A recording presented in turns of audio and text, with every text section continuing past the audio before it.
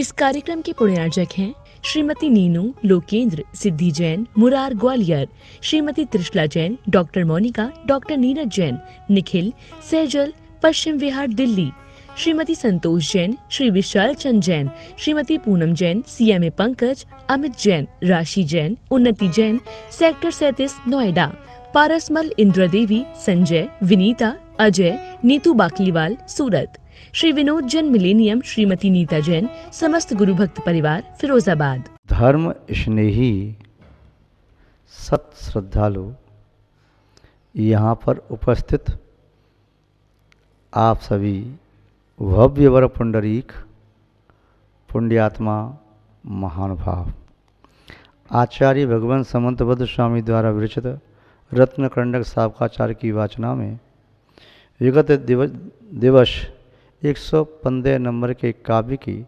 अंतिम पद स्तवनाथ कीर्ति तपोनिधि इस संबंध में देखा कि तपस्वियों की स्तुति करने से यश कीर्ति फैल जाती है।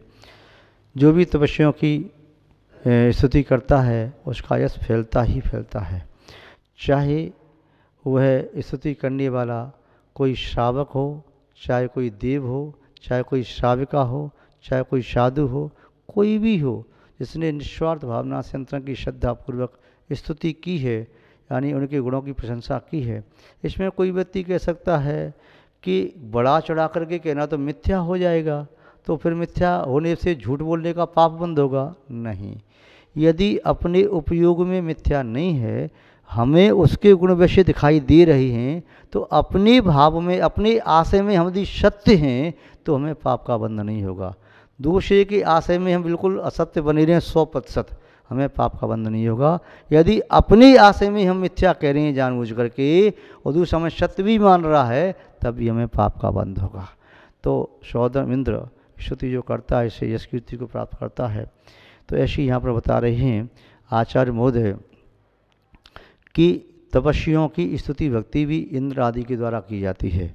ये उसका फल ये है कि इंद्र आदि भी तपस्वियों की स्तुति भक्ति वंदना पूजा अर्चना करके सत्वर यानी शीघ्र ही अचिर काल में मोक्ष को प्राप्त करने में समर्थ होते हैं।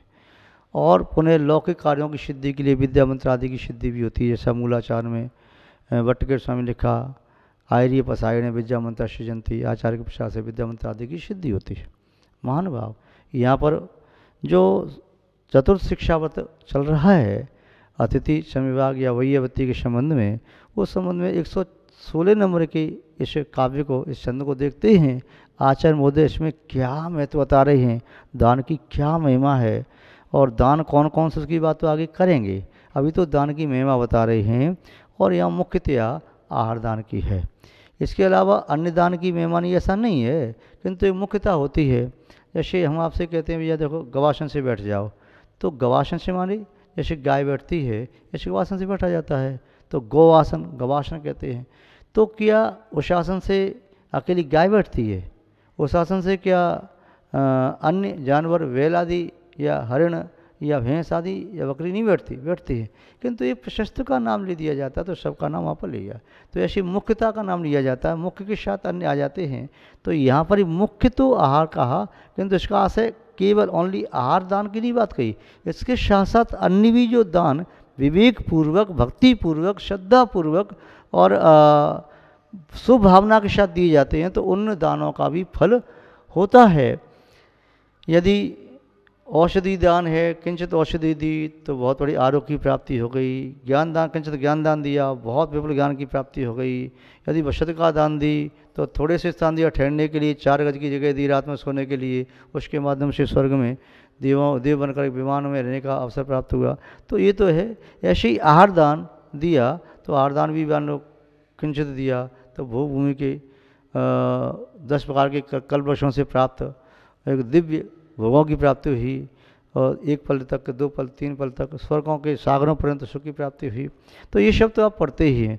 आचार्य कुंदकुंद स्वामी ने 1 साल में कहा कि आहार दान की महिमा तो विचित्र में कही है कि लगभग श्लोक नंबर अपन यहाँ से देखें 13-14 में शुरू से नंबर लगा करके लगभग 30, 32, 35 तक वहाँ तक आहार दान के संबंध में किंचित कथन करते चले गए। और यहाँ तक कहा कि जितना भी वैभव है 18-19वीं गाथा में, 20-21-22-23वीं गाथा में कि जो भी संसार का वैभव है वह सब आहार दान के माध्यम से प्राप्त होता है।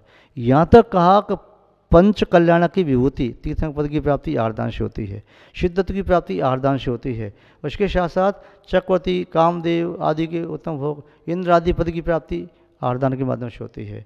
आचार्य और भी अनेक आचार्यों ने, चाहे अमृतकति स्वामी जी हैं, वैष्णोदेव स्वामी हैं, जिनसेन स्वामी हैं, कार्तिक स्वामी हैं, अन्य अन्य आचार्यों ने भी उसके संबंध में विस्तार से व्याख्यान किए हैं। वहाँ स्वामी महाराज, पूजपा स्वामी महाराज, तो सबकी व्याख्याएं अलग अलग हैं, किंतु सबका भाव ये है कि वह चीज़ अपने आप विशिष्ट है तो विशिष्ट है। जैसे सूर्य एक दिवाकर है, अपने प्रकाश से लोक को प्रकाशित करता है, तो सूर्य सब ग्रहों से एक श्रेष्ठ माना जाता है प्रताप के मामले में। यद्यपि ग्रहों का राजा चंद्रमा होता है, वह चंद्र इंद्र होता है और सूर्य पतिंद्र माना जाता है, किंतु उसके बावजूद भी सूर्य का प्रभाव अपने आप में एक अलग प्रभाव है। कौन नहीं जानता, सब जानते हैं।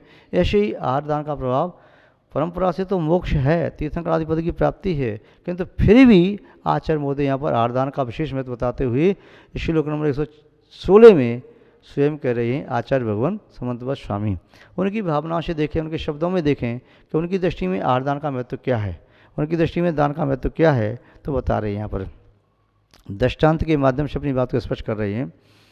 चित्तगतम एव वट बीजम पात्रगतम दान मल्पमपि काले फलतिच्छाया विभम बहुफलमिष्टम शरीर वृताम।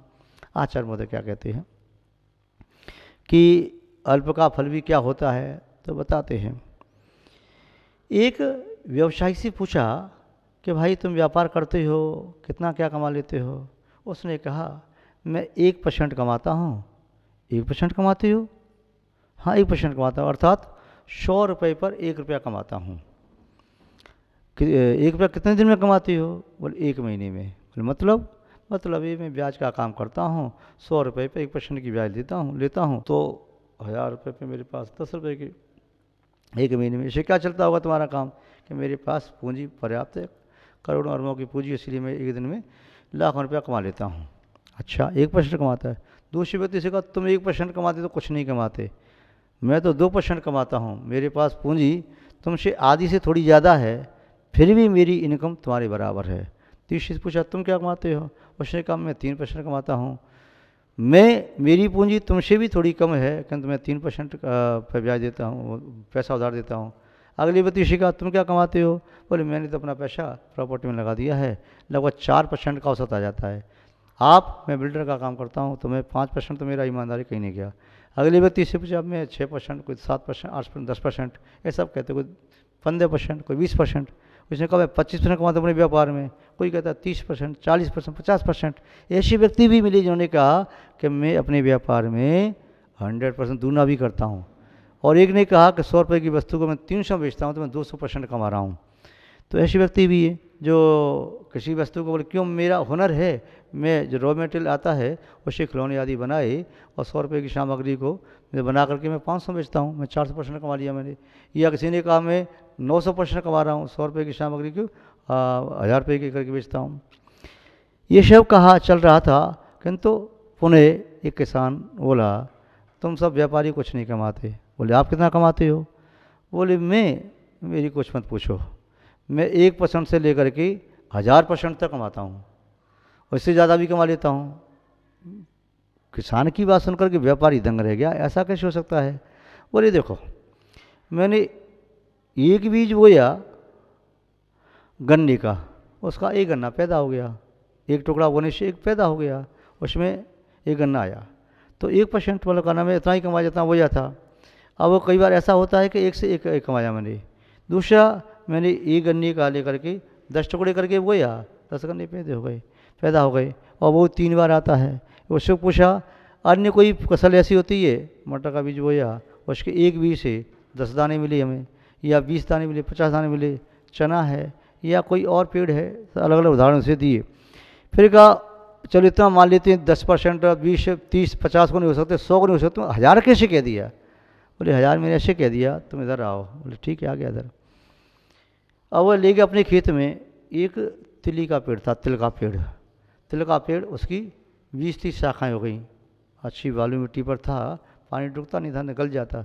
तो पेड़ तुलसी का बहुत बड़ा हो गया, 20-30 शाखाएँ, उस एक एक शाखा में 50-50 उसकी घेंटी लगी हुई थी। एक एक घेंटी के अंदर 4 पार्ट होते हैं, ऊपर नीचे ऊपर नीचे।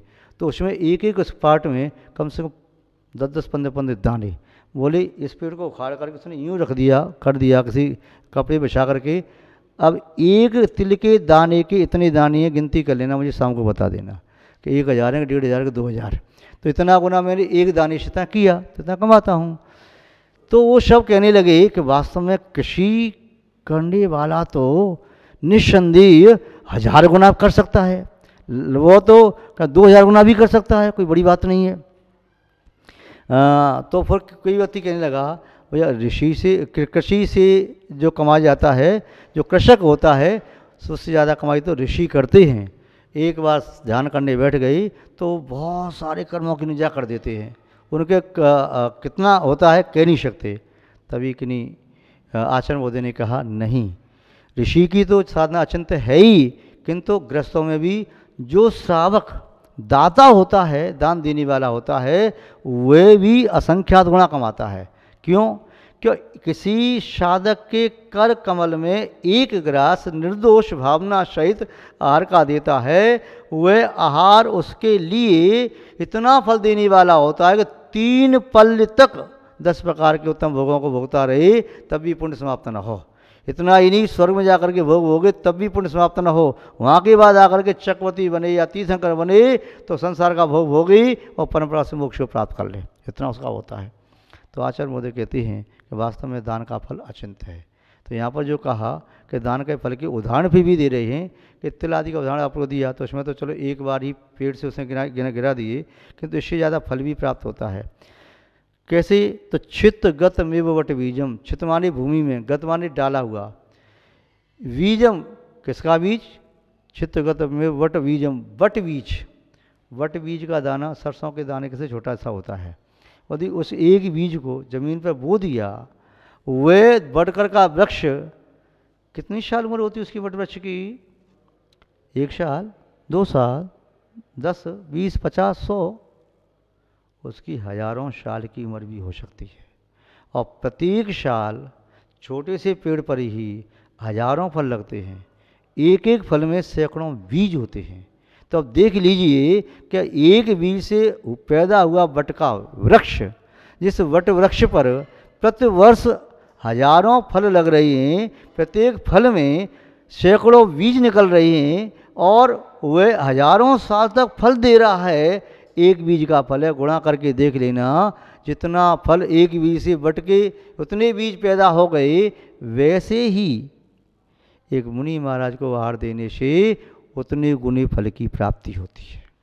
तो यहाँ का चित्त गत मेव वट बीजम पात्रगतम दान दानव अल्पमपि काले, अच्छे पात्र को अच्छी विधि से अच्छे दाता ने विधिपूर्वक दान दिया है तो वह भी काले समय आने पर फलते छाया विवम फलती, कैसे फलता है? विवम वैभव को देने वाला होता है। बहु फल मिष्टम शरीर होता हूँ, संसारी प्राणियों को बहुत इष्ट फलों को देने वाला वह दान होता है। उसकी पत्नी ने कहा देखो मेरी बात मानो तो मैं एक बात कहती हूँ, आपको ख़राब लगेगी किंतु अच्छी बात है। देखो समय समय पर सब कुछ स्वीकार कर लेना चाहिए। चलो कहो तुम्हें अच्छी लग रही है तो बताओ तो सही। बोले बात ये है, मैं निवेदन करती हूँ, मेरे भाई के पास, पिताजी के पास लाखों करोड़ों अरबों खरबों रुपया है, और देखो आप जाओगे, आप वहाँ के दामाद हैं, वे आपका सम्मान करेंगे और आपको बहुत धन देंगे। उसने कहा देख अपने घर भूखे रह जाना अच्छा है, ससुराल का धन लेना अच्छा नहीं है। उन्होंने जो मुझे दिया और तो मेरे भाग्य से नहीं बचा तो वही नष्ट हो गया, इसलिए मैं वहाँ नहीं जाता। उसने बहुत कहा कि तुम चले जाओ, तुम कुछ भी नहीं कहना, वह अपनी आप तुम्हारे साथ गाड़ियों की गाड़ी रथ की रथ भर देगा सामान से। किंतु नारी की हट बड़ी बुरी होती है, पीछे पड़ जाए तो फिर बस पुरुष को चैन से जीने नहीं देती। हुआ एक, उसे जाना पड़ा। गया तो रास्ते के लिए उसने कहा पत्नी ने कि मैं आपके लिए थोड़ा सा दाल चावल रख देती हूँ, रास्ते में भोजन करने के लिए चाहिए। बोले नहीं कोई बात नहीं, जंगल के फल खा लूँगा। नहीं रख लो। तो उसने रख दिया। अब वह चलते चलते पैदल जाता जंगल के रास्ते से गया तो यहाँ से खा के गया, शाम हो गई, कुछ नहीं खाया, पानी पी के रह गया। दूसरे दिन भगवान की पूजा अर्चना करके भाव वंदना करता है और झरने के पानी से वह शुद्ध रसोई तैयार करता है कि मैं भोजन कर लूँ। तो भोजन करने को तैयार हुआ। संयोग की बात, वहाँ पर कहीं रिद्धिधारी मुनि महाराज का आगमन हुआ और उन्होंने प्रदान किया और उनको आहार कराया। और भी श्रेष्ठ वहाँ पर था, उसने भी सम्मिलित होकर के आहार दिया। इनकी खिचड़ी का आहार और मुनि महाराज ने लिया और मुनि महाराज आहार करके आकाश में चले गए। ये भूखा रह गया और उस सेठ ने कहा कि मेरा भोजन कर लो। उसने कहा भोजन नहीं करूँगा मैं। तो इसने जंगल के फल आदि खा करके, पानी पी करके अपना पेट भर लिया। ससुराल पहुँचा, ससुराल में कहा, पूछा कैसे आए। साले ने पूछा जीजा जी कैसे आए, या सबने पूछा दामाद लाला जी कैसे आए। वो तो क्या के कैसे आए। तो उन्होंने कहा ऐसा था कि हमारा मन था कि हमारे गांव में बहुत दिनों से प्रतिष्ठा नहीं हुई पंचकल्याणक, हम प्रतिष्ठा कराना चाहते हैं पंचकल्याणक, तो आपको आमंत्रण निमंत्रण देने के लिए आए हैं। साहब रखा क्या है, कहाँ से करो प्रतिष्ठा, कहाँ की प्रतिष्ठा होगी, अपमान करे भगा दिया, जाओ। बोले आपका कुछ बनो, चलो जाओ, हो गया मन आपका। तो उनको न पानी की पूछा दामाद को, न कुछ पूछा, वो चला आया। लौट के आ रहा था रोता हुआ। तो वहाँ पर सोचता है क्या करूँ, भूखा प्यासा था। तो वीर का पेड़ था, वीरी का पेड़। उसने कहा मैं क्या करूँ, पत्नी से क्या कहूँगा, क्या लाया क्या नहीं लाया। तो चलो वीर ले करके खाए, पानी पिया, पेट भर गया और पोटली बांधी, वीर की बहुत बड़ी पोटली, जितनी उठा सकता था। वीर बहुत फेरे पड़े थे, पोटली बांध के सिर पर रख करके लेकर के आया। पत्नी ने कहा देखो मैं कह रही थी ना कि वहाँ चले जाओगे तो मेरा भाई तुम्हें माला माल कर देगा और कहना रथ गाड़ी भिजवा देगा, इतना सामान देगा। वो अंदर से जल रहा था, तेरे भाई ने क्या दिया, अपमान किया, दुत्कार के भगा दिया। फिर वह पोटली खोलने बैठी, क्या है देख तूने इसमें क्या है। जैसे पोटली खुलती आंगन में तो पूरा आंगन जगमगा जाता है। कि आंगन में क्या, आंगन में देखता है तो वीर नहीं, वे सब रत्न हो गए थे। क्या हो गई, रत्न। पूछा देखो मेरे भाई ने दिए ना, तो बोले नहीं तुम्हारे भाई ने नहीं दिए। फिर लौटते समय मुझे भूख लगी, मैं बेर तोड़ रहा था। यक्ष ने कहा तुम दुखी मत हो, तुम प्रतिष्ठा कराओ, तुम्हारी जो भावना है, तुमने मुनि महाराज को आहारदान दिया है, उसके लिए मैं आपको ये पुरस्कार देता हूँ, मेरी ओर से स्वीकार करो। तो उन्होंने पुरस्कार में बेर दिए थे, यहाँ घर आकर के खोले तो ये रत्न हो गए। महानुभाव, वास्तव में ये बात कोई आश्चर्यचकित नहीं होती है। मुनि महाराज के आहार देते हैं तो पंचाश्चर्य होते हैं, यह तो एक ही आश्चर्य हुआ, वेर यदि रत्न बन गए तो कोई बहुत बड़ी बात नहीं है। तो महानुभाव, आहारदान की महिमा अचिंत होती है। तो इस प्रकार से आप आहार आदि दानों में प्रवृत्ति करो। ये दान निस्संदेह आपको भगवान बनाने वाला है। आज नहीं तो कल दान देने वाला व्यक्ति नियम से भगवान बनेगा यदि भावना से दान दिया है तो। इसमें किंचित भी शंका नहीं करना चाहिए। आज बस इतना ही। जय बोले श्री शांतनाथ भगवान की, परम पूज्य आचार्य गुरुदेव श्री विद्यानंद महाराज की, अहिंसा में विश्व धर्म की। इस कार्यक्रम के पुण्यार्चक थे श्रीमती नीनू लोकेंद्र सिद्धि Jain Murar Gwalior, Shrimati Trishala Jain, doctor Monika, doctor Neeraj Jain, Nikhil Saizal Paschim Vihar Delhi, Shrimati Santosh Jain, Shri Vishal Chand Jain, Shrimati Poonam Jain, CMA Pankaj, Amit Jain, राशि जैन, उन्नति जैन, सेक्टर 37 नोएडा, पारसमल इंद्र देवी, संजय, विनीता, अजय, नीतू बाकलीवाल सूरत, श्री विनोद जैन मिलेनियम, श्रीमती नीता जैन, समस्त गुरु भक्त परिवार फिरोजाबाद।